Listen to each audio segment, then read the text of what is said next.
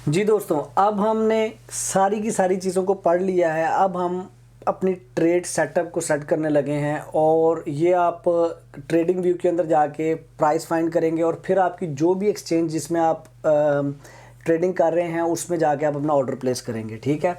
और इसमें जो मैं चीज़ें बता रहा हूँ प्लीज़ उन्हीं को फॉलो कीजिएगा, मिक्स अप ना कीजिएगा। अगर एक स्ट्रैटेजी में ट्रेड नहीं आ रही तो फिर दूसरी स्ट्रैटेजी में जाके देखिएगा, लेकिन और अगर एक शेयर के ऊपर ट्रेड नहीं मिल रही तो बाकी शेयर दूसरे शेयर में जाके ट्राई करें। लेकिन जब तक सारी कंडीशंस पूरी नहीं होती आपने ट्रेड नहीं करनी। बेशक आपको 10 दिन वेट करना पड़े, बेशक आपको 15 दिन वेट करना पड़े, ठीक है।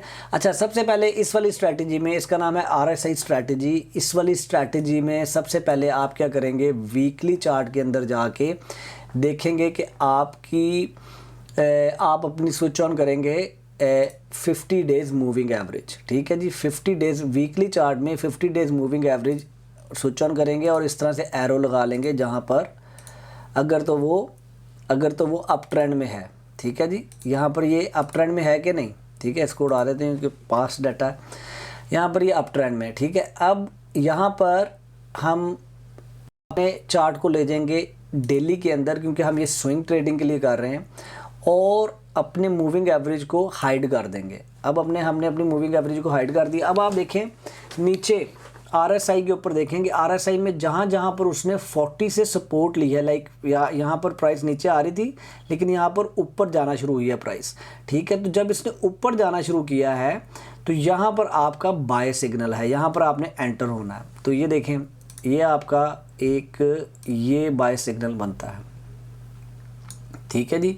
और उसके बाद आपके पास ये रेज आता है, ठीक है। उसके बाद आप देखें कि आपके पास एक ये बाय सिग्नल आ रहा है, ये देखें यहाँ पर भी इसने सपोर्ट ले ली है इस वाली कैंडल पे, ये देखें, ठीक है। ये देखें यहाँ से इसने सपोर्ट ली है, फिर नीचे गया लेकिन फिर उसके बाद ऊपर गया ये।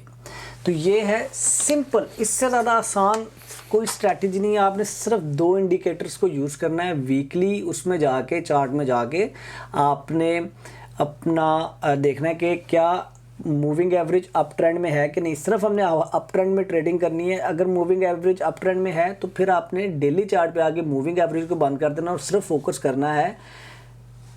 करना है RSI के ऊपर। और वहाँ पर जहाँ पर RSI 40 से सपोर्ट लेके वापस ऊपर जाने लगे वहाँ पर आपने एंट्री करनी है। अब मैं आपको आगे जाके अगली वीडियो में इसकी एक लाइव एग्जांपल दिखाता हूँ ताकि आपको पता लग सके कि कैंडल कैसी दिख रही होगी, कैसे RSI पे वो आ रहा होगा, लाइन दिख रही होगी, ठीक है।